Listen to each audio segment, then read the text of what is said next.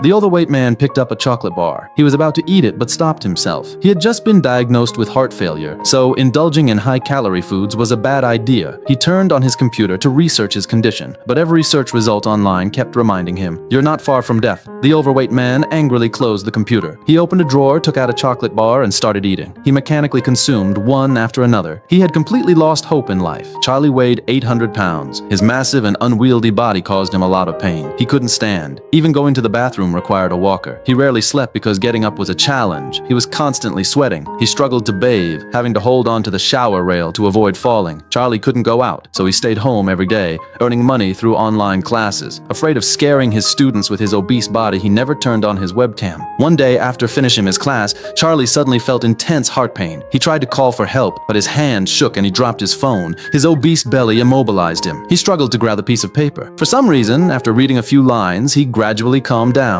That's how Charlie held on until the caregiver arrived. After the examination, the caregiver looked very concerned. Charlie's blood pressure had soared to 238. You have congestive heart failure. If you don't go to the hospital, you'll be dead by the weekend. But no matter what she said, Charlie used the excuse of not having money to refuse to go to the hospital. Then Charlie gave her a pleading look. He was hungry again. The caregiver handed him a bucket of fried chicken and sat down quietly next to him. Charlie stuffed the fried chicken into his mouth. Charlie was content. But the endless binge eating was undoubtedly accelerating his demise. The next day, Charlie made a phone call to his daughter. 8 years without seeing each other. Seeing her father so obese, she didn't hide her malice at all. You're disgusting.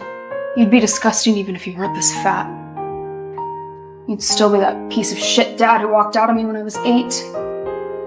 All because he wanted to fuck one of his students. Charlie had nothing to say. 8 years ago, he divorced his wife because he fell in love with someone else. Although they had some happy days, his wife always struggled with his orientation. In the end, he met his maker. Since then, Charlie developed binge eating disorder. He wanted to make amends to his daughter, but 8 years of neglect had transformed her into someone he didn't recognize. She became rebellious and spiteful. So Charlie said, "As long as you come to be with me during this time, I'll give you all the money I have." Charlie had saved $120,000 from online classes. Upon hearing this, his daughter was indeed tempted. But before agreeing, she wanted to humiliate this so-called father even more.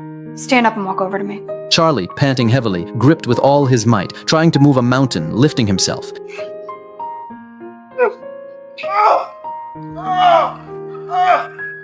This intense effort nearly caused Charlie's heart to stop. He was drenched in sweat, his face turning purple, but the girl showed no mercy. She left, satisfied. A day later, the daughter came back. She was bored, scrolling through her phone. Charlie wanted to get to know his daughter better, but she didn't respond to him at all. Instead, she curiously asked him, "Why did you become so fat?" A single sentence struck a nerve with Charlie. He told his daughter since that man passed away, he never really moved on.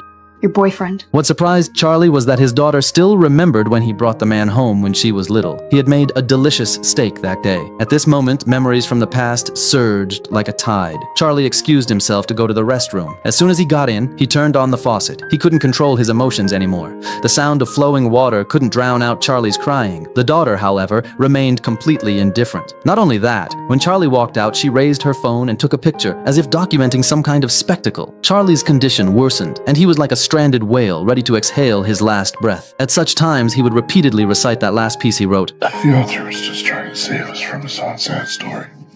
One day, his daughter stormed in, seething with anger. Charlie knew that the reason she was always so angry was because she harbored resentment. I understand that you're angry, but you don't have to be angry at the whole world. You can just be angry at me. Charlie's forgiveness only fueled the girl's anger. She thought her dad was just putting on a show. If he really cared, why did he leave 8 years ago? But you know what? I'm glad. I'm glad because you taught me something very important. People are assholes. Most people learn that way too late.